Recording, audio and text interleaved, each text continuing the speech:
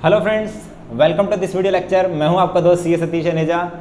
Friends, कल की class में हमने इनकम टैक्स का कुछ बेसिक पोर्शन किया था, जहां हमने समझा था कि इनकम टैक्स को आधार कहां से मिलता है, कहां से इनकम टैक्स के पास पावर आती है हमसे टैक्स लेने के लिए।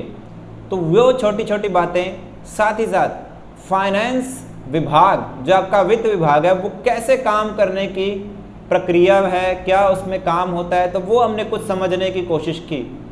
तो बात यहाँ पर आती है कि क्या उसमें से क्वेश्चन आ सकता है? जी हाँ, उसमें से कई बार क्वेश्चन एग्जाम्स में पूछ लिया जाता है, तो इसलिए बेहद ज़रूरी था हम वहाँ से शुरुआत करें।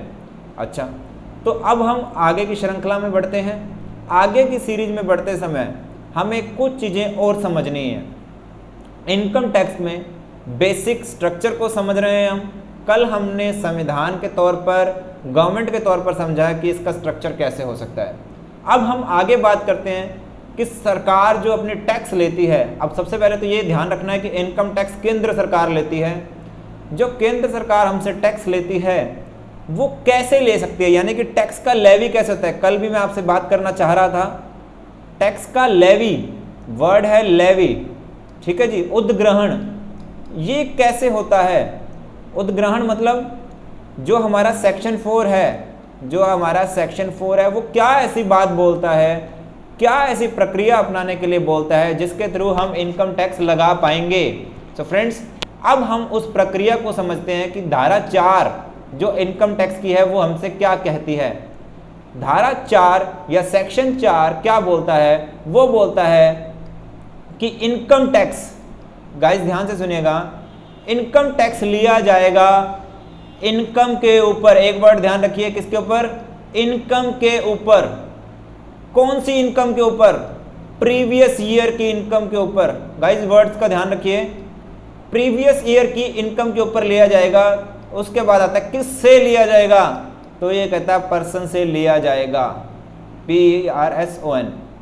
किससे लिया जाएगा? पर्सन से लिया जाएगा। सेक्शन 4 तीन बातों के ऊपर, तीन वर्ड्स के ऊपर ध्यान दिलाता है। इनकम टैक्स किस पे लिया जाएगा? इनकम के ऊपर, आय के ऊपर। इनकम टैक्स कब लिया जाएगा? प्रीवियस ईयर की इनकम के ऊपर लिया जाएगा। और किससे लिया जाएगा? व्यक्ति से लिया जाएगा, पर्सन से लिया जाएगा। ये हमने जब धारा 4 को पढ़ा तो हमें इन तीन वर्ड्स हमारे सामने आए। अब इन तीनों का मतलब हमें समझना है। आई होप आपको समझ में आ रहा होगा। मैं आपको वापस से बता देता हूँ, ये नोट्स मैं ऑलरेडी आपको दे चुका हूँ। मैं आपको हिंदी के नोट्स अलग से दे चुका हूँ जिसमें प्योर हिंदी है। इंग्लिश के नोट्स मैं आपको अलग से दे रखा हूँ जिसमें प्योर इंग्लिश है। और हैंड रिटन नोट्स भी जो हमने हाथ से बनाए थे वो भी मैं आपको दे चुका हूँ। यानी कि नोट्स बनाने के लिए भी आपके पास है, उसको देख देख के आपसे बना सकते हैं। फ्रेंड्स, काफ़ी सारे स्टूडेंट्स हमें बताते हैं कि कुछ लोगों को हिंदी के नाम पे इंग्लिश के नोट्स बांटे जा रहे हैं। तो हमारे यहाँ पे ऐसा नहीं है। आप ऐप में जाके देख सकते हैं कि आपको ई बुक्स वहाँ पे दिख रही हैं, हार्ड कॉपी जल्दी घरों तक पहुँच जाएंगी। सो फ्रेंड्स, आप जाके ऐप में आराम से देखिए, हिंदी के नोट्स प्योर हिंदी में है और इंग्लिश के नोट्स आपको इंग्लिश में मिल रहे हैं। आप उनको जाके चेक कर सकते हैं। यहाँ पर जब हमने बात की इनकम की, तो इनकम से हमें क्या समझना है वो देखिए। अब इनकम क्या है? इनकम क्या है? आय क्या है? तो देखिए फ्रेंड्स, आय को समझने के लिए हमें ध्यान रखना है। हालांकि इसका पूरा डिटेल्ड में हम थोड़ा सा आगे जाके समझेंगे, पर आय क्या है? आय देखिए, जो हम कमाते हैं ना, आप इतना ध्यान रखिए, जो कमाते हैं या अर्न करते हैं वही हमारी इनकम है, वही हमारी इनकम है। एग्जाम्पल के तौर पर आपको डिविडेंड मिला है शेयर्स के ऊपर, आपको ब्याज मिला है, आपको सैलरी मिली है, आपको बिजनेस से आय प्राप्त हुई है, ये सारे की सारी क्या हैं? आपकी इनकम का भाग है। तो ये सारे के सारे आपके इनकम के तौर पर माने जाएंगे। आई होप आपको समझ में आ गया। हालांकि इसके ऊपर आगे जाके हम बात करेंगे, कितने हेड्स हैं, क्या होगा उनके अंदर, वो आगे की चर्चा का भाग है। ठीक है जी। तो यहाँ पर हमने अभी इनकम के बारे में बात किया कि आपकी इनकम जो आप कमाते हैं उसके ऊपर टैक्स लग सकता है। टैक्स लगने के लिए उसको बोला गया है, सिवाय एग्रीकल्चर इनकम। एग्रीकल्चर इनकम को ही संविधान में ही लिख दिया गया कि उसके ऊपर टैक्स नहीं लगाया जाएगा। ठीक है जी, ये हुई हमारी पहली बात। इनकम को हमने समझ लिया। अब हम अगले वर्ड की तरफ आते हैं, वो है प्रीवियस ईयर, जिसे हम हिंदी में बोलते हैं गत वर्ष। फ्रेंड्स ये गत वर्ष क्या है इसको समझ लेते हैं। तो यहाँ पर मैं आपको बता दूँ, स्टूडेंट्स में इस मुद्दे पर भी काफ़ी सारे डाउट रहते हैं कि हमारे एग्ज़ाम में कौन सा गत वर्ष आ सकता है। तो आपको मेरी बात ध्यान से सुननी है। अभी के लिए हम कर रहे हैं finance act 2019 and 20। Finance act 1920 का मतलब है प्रीवियस ईयर भी हम किसको लेके चल रहे हैं, प्रीवियस ईयर लेकर चल रहे हैं 19-20 को। प्रीवियस ईयर किसको लेकर चल रहे हैं हम, 19-20 को लेकर चल रहे हैं। ठीक है जी। अब मैं आपको बता दूं, अगर प्रीवियस ईयर 19-20 है तो असेसमेंट ईयर, हालांकि असेसमेंट ईयर क्या होता है, प्रीवियस ईयर क्या होता है, अभी चर्चा शुरू करूंगा। तो असेसमेंट ईयर आपके लिए कौन सा एप्लीकेबल हो रहा है, 20-21 ऐसा हम मानकर चल रहे हैं। गाइस ध्यान से सुनिएगा मेरी बात को, मैं आपको 19-20 के हिसाब से करवा रहा हूं। अगर एग्ज़ाम लेट होते हैं तो मैं आपको असेसमेंट जो फाइनेंस एक्ट हमारा आया है 2020 भी, उसके चेंजेस भी आपको करवाऊंगा। अगर लगेगा कि हाँ एग्ज़ाम लेट होता जा रहा है, दिसंबर जनवरी तक चला गया है, हालांकि नवंबर में एग्ज़ाम होने के पूरे चांसेस हैं, आपको नवंबर के हिसाब से ही तैयारी करनी है। तो अगर ये लेट हुआ तो मैं आपको फाइनेंस एक्ट जो 20 के चेंजेस भी आपके एग्ज़ाम में आ सकते हैं वो भी करवाऊंगा। ये बात आपको ध्यान रखनी है। अभी हम 19-20 को ही लेकर चल रहे हैं। चलिए, क्योंकि सीए वाले स्टूडेंट्स का क्या होता है, वहाँ पर थोड़ा सा अलग सिस्टम चलता है। हालांकि चलना तो सेम ही चाहिए, हमें सरकारी नौकरी वालों को भी वैसे ही चलना चाहिए, पर गड़बड़ घोटाला रहता है, क्या कर सकते हैं। ठीक है जी। चलिए, क्योंकि सरकारी नौकरी में कुछ भी क्वेश्चन पूछ लेते हैं तो उनके ऊपर नियंत्रण नहीं है, ऐसा कोई उन्होंने कानून नहीं बना रखा है, ऐसी कोई गाइडेंस नहीं है। तो हम दोनों फाइनेंस एक्ट्स को लेकर चलने वाले हैं। फ्रेंड्स, अब हम चर्चा करेंगे हमारे प्रीवियस ईयर के कॉन्सेप्ट पे कि प्रीवियस ईयर क्या है, PREVIOUS, प्रीवियस ईयर, गत वर्ष। अब ये गत वर्ष क्या है ये समझिए। गत वर्ष है जिस साल में कमाया, जिस वर्ष में कमाया या अर्निंग करी। हमारे एग्जाम्पल में हम मान के चलते हैं 2019-20 जो अभी बीता वो क्या था, वो क्या था, गत वर्ष। ठीक है जी। और उससे अगले ही साल यानी कि 1 अप्रैल 2020 से 1 अप्रैल 2020 से आगे का जो पूरा साल रहेगा 31 मार्च 2020, इसके अंदर जो आपने कमाया था उसका टैक्स का जमा करवाने से लेकर, रिटर्न भरने से लेकर, रिटर्न की जांच जिसे हम असेसमेंट, स्क्रूटनी, ये सब चीज़ें बोल देते हैं, अभी हमें इतना ही समझना है, वो कंप्लीट करने के लिए क्या है 31 मार्च तक। हालांकि आगे के भी हमें 6 साल विभाग के पास रहते हैं, बट ऐसा माना जाता है कि 1 साल आपको असेसमेंट करवाने के लिए दिया जा रहा है। आई होप ये आपको समझ में आ गया होगा। ठीक है जी। तो गत वर्ष जब आपने कमाया और उसका अगला साल आपको टैक्स भरने के लिए और रिटर्न भरने के लिए, क्या ये बात पूरी तरह से सही है? जब ये इनकम टैक्स आया था तो ये बात बिल्कुल पूरी तरह से सही थी, पर आज की डेट में जो ये मैंने कहा कि अगले साल टैक्स, ऐसा नहीं है। आज की डेट में अग्रिम कर या एडवांस टैक्स का भी कॉन्सेप्ट आ चुके हैं, साथ ही साथ TDS के कॉन्सेप्ट भी आ चुके हैं, जो कि आपको साल के यानी गत वर्ष के अंदर ही आपसे पैसे ले लेते हैं और सरकार तक पहुंचा देते हैं। ठीक है जी। तो ये कॉन्सेप्ट भी लाए गए टाइम के अकॉर्डिंग। तो आज ये बात पूरी तरह से सही नहीं बैठती कि कमाओ गत वर्ष में और टैक्स चुकाओ असेसमेंट ईयर में। इस बात को आज की डेट में आधा अधूरा सा कर दिया गया है। ठीक है जी। अब यहाँ पर एक क्वेश्चन आ सकता है एग्जाम में, ध्यान से सुनिएगा। मैं कहूँ मोहन एक है पर्सन, उसने अपना बिजनेस शुरू किया 1 जुलाई 2019 में, और अब क्वेश्चन आता है कि उसके लिए गत वर्ष कब से माना जाएगा, कब से उसकी आय टैक्सेबल होगी। तो गाइस ध्यान रखना है, 1 जुलाई से लेकर 31 मार्च तक, 31 मार्च 2020 तक उसका प्रीवियस ईयर माना जाएगा। ये क्वेश्चन आपको कई जगह देखने को मिला होगा। ठीक है जी। तो ये आपको बात ध्यान रखनी है, प्रीवियस ईयर जहाँ से बिजनेस शुरू हुआ तब से आपको मानना पड़ेगा। चलिए, अब हम बात कर लेते हैं असेसमेंट ईयर का। असेसमेंट ईयर आपको पता चल ही गया होगा। हम वही एग्जाम्पल ले लेते हैं कि 31 मार्च तक उसने काम किया, कहाँ से, 1 जुलाई से उसने काम किया 31 मार्च 20 तक। तो इसके आगे जो 1 अप्रैल से आएगा, 1 अप्रैल से 20 से लेके कब तक 31 मार्च 21 तक क्या रहेगा, AY रहेगा उस असेसमेंट के लिए, उस प्रीवियस ईयर के लिए। ठीक है जी।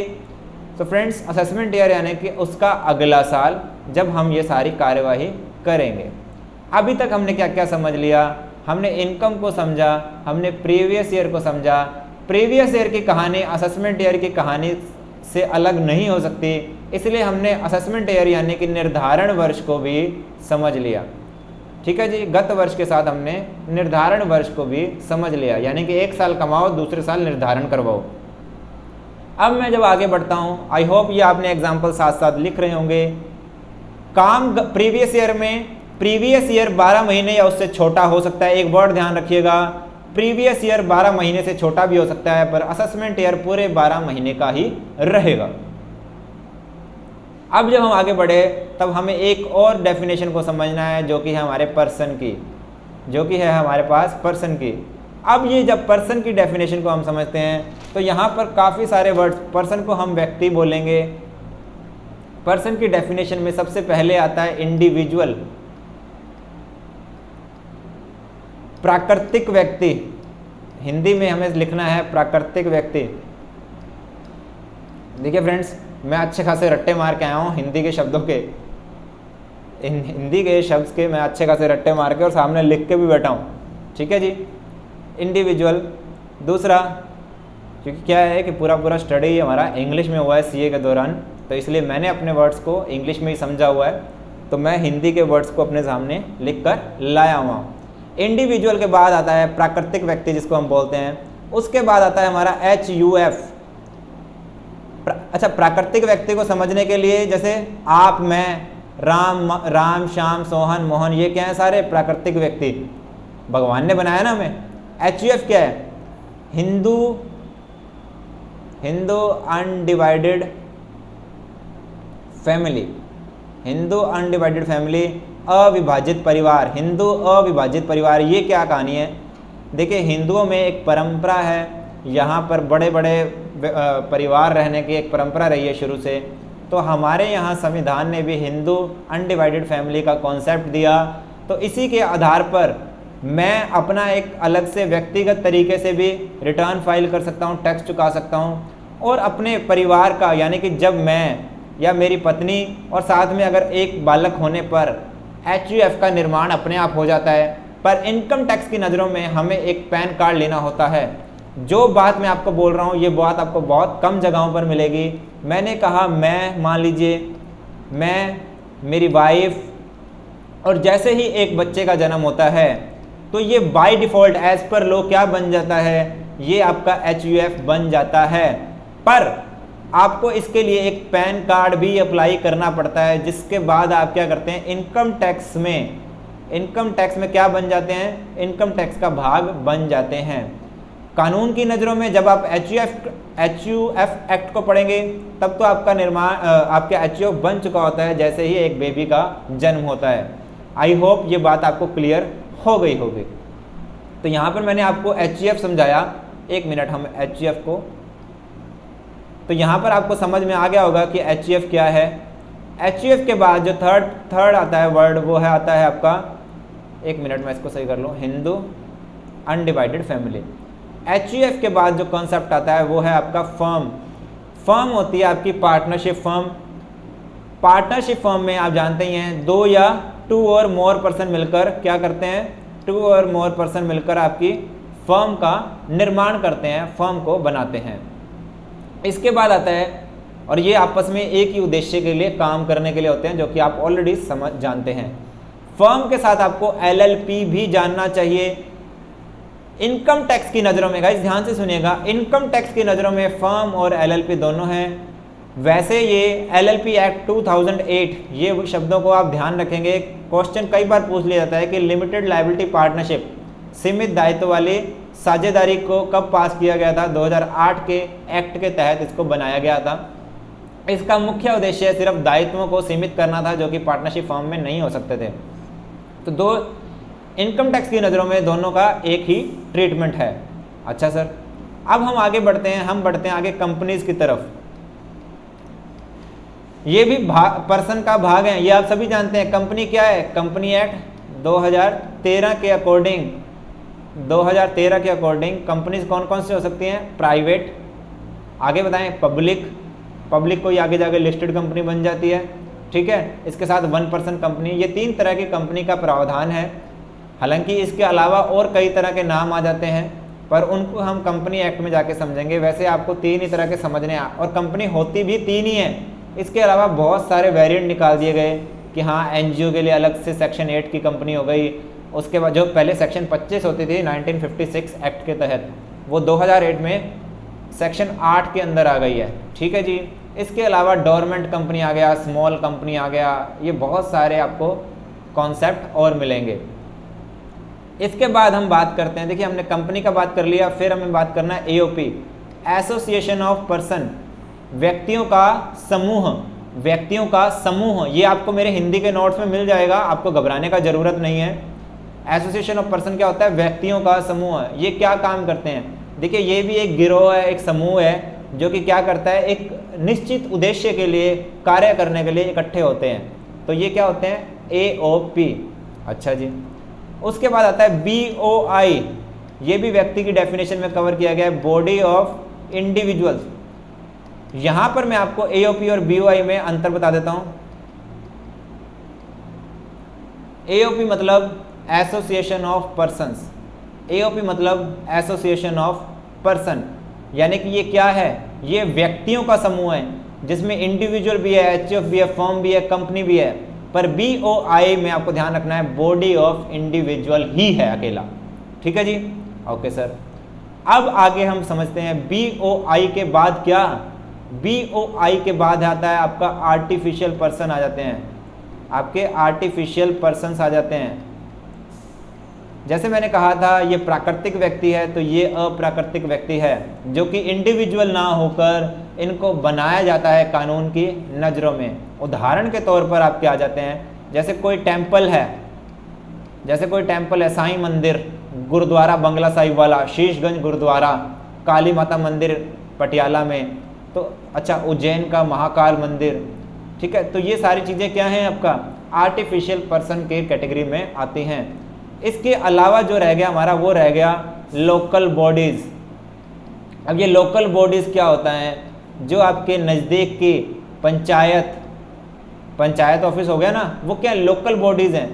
तो इनको जैसे पंचायत समिति हो गया, नगर पालिका हो गया, नगर निगम हो गया, तो ये भी आय करती हैं, तो इनको भी इनकम टैक्स की कैटेगरी में शामिल किया गया है। तो हमने क्या क्या समझा? इंडिविजुअल व्यक्ति, एचयूएफ हिंदू अविभाजित परिवार, फर्म पार्टनरशिप फर्म और एलएलपी, कंपनीज, एओपी और बीओआई में एक ही अंतर है, एओपी में कई लोग आ सकते हैं। BOI body of individual, body of individuals में क्या आता है? बॉडी ऑफ इंडिविजुअल्स में आपके सिर्फ इंडिविजुअल्स आते हैं, राम श्याम सोहन मोहन ही हो सकते हैं। इसके अलावा हमने पढ़ा आर्टिफिशियल पर्सन, जहाँ पे हम मंदिर गुरुद्वारों को शामिल कर सकते हैं, ठीक है। इसके अलावा जो मीनारें हैं, मीनारें जहाँ पे आय करती हैं, जैसे ताजमहल हो गया, ये सारे भी क्या है? आर्टिफिशियल पर्सन है।